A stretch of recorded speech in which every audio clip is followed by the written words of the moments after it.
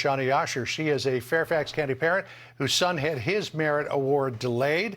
He is still a senior at Thomas Jefferson, where this whole thing started. You were the one who uncovered it. We put this question to the governor, Glenn Youngkin, yesterday, who was on this program, and he says that it spread far and wide beyond Thomas Jefferson. Listen here. We now are led to believe that there are three counties, our three largest counties in Virginia, with 16 schools that failed to notify students of national merit recognition. And I'm taking action. It's now actually 17 schools, up from 16. Thomas Jefferson said this was human error. But do you see something more sinister at work here?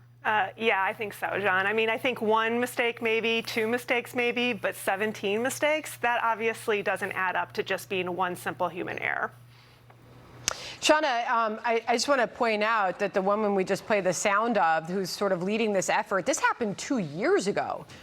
It's been revealed to her family, to her son. She says she's working 3 jobs, has since had to send her son to an out-of-state school because he wasn't awarded the merit scholarships. This delay has serious costs to families who then could not properly apply for their colleges with the merit awards. I mean, there's some real-world consequences here that a lot of these parents are speaking up about. Right. It's not just the acceptances to the colleges. Yeah. It's also the scholarships that you can achieve from the National Merit Scholarship Corporation, but also other scholarships. Like, there's scholarships that are available through people's employers. There's scholarships that are available even as you go through your academic career at a university. Accolades such as this are really important for kids to put on their resumes. I mean, these are kids that are sometimes 16, 17, 18 years old. It's not like they have a laundry list of accomplishments like somebody that's been, you know, in their craft for 20, 30 years. These type of achievements are important. They need to learn how to put them high and proud on their resumes so that they can use it to apply for other scholarships, grants, and other accolades. So a lot of people have an idea of what this is all about, Shawnna, and this push for equity keeps coming up.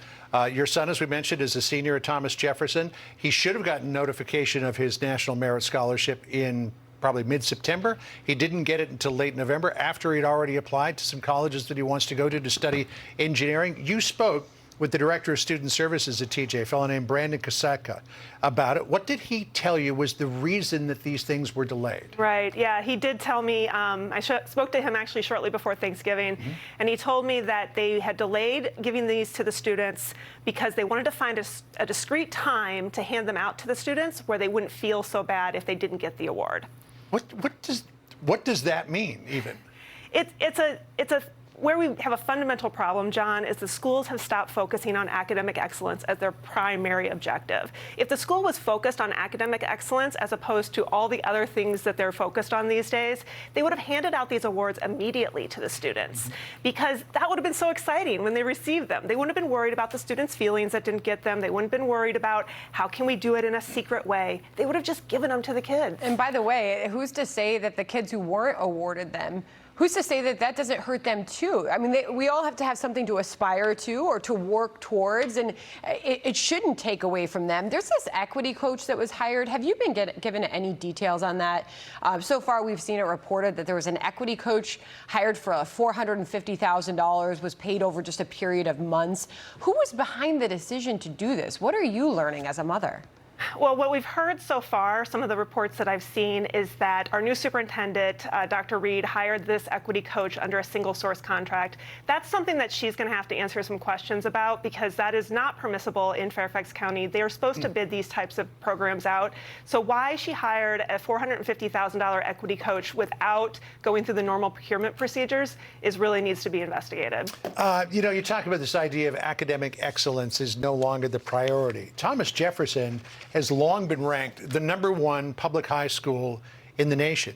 And it's always been in pursuit of academic excellence. Now, by and large, the majority of the school population is Asian American, and they think that they're overrepresented. So we've got to take steps to make sure that they're not. And they've even restricted admissions to Asian Americans. But if a prestigious school like Thomas Jefferson starts to reduce its standards for who can get in and doesn't focus on academic excellence, does it not therefore hurt that school's stellar reputation? It just or thus far stellar reputation. It just sends the wrong message. It sends the wrong message to parents. It sends the wrong message to kids. I mean, you should be really working hard to be able to go to Thomas Jefferson High School. A lot of these kids start working hard really, in their grade school, in their middle school careers, because they want to go there. That school has some amazing facilities. It's a wonderful gift that the Commonwealth of Virginia has placed in that governor's school. And kids are really proud when they get accepted there. They are proud of how hard they worked, and they're proud of all of the cool stuff that they get to work on. It's a really, really special place with lots of amazing kids. I don't want to see that changed. As a mother, what's this conversation been like with your child? Like, what are you hearing from other parents about how people are really handling what we're learning about all this? I mean, parents are frustrated, right? I mean, parents started getting frustrated during the pandemic when the schools stayed closed for far too long, especially in Northern Virginia. They started to see the school system put things other than academics at the top of their priority list. Things that are great to think about. We're looking at solar panels, we're looking at electric buses, we're looking at all sorts of other initiatives that the school wants to do. But academics needs to be number one. It needs to be the primary objective of the school system. And if we return to that, I think a lot of these types of one-time errors might not happen so frequently. At Fairfax County Public Schools, and I know about this, we talked about this because my twins went there and may go back again at some point in the future. Scott Brabrand, who was the superintendent before Michelle Reed came along, was roundly criticized. I mean, they almost ran him out of town on a rail because of COVID.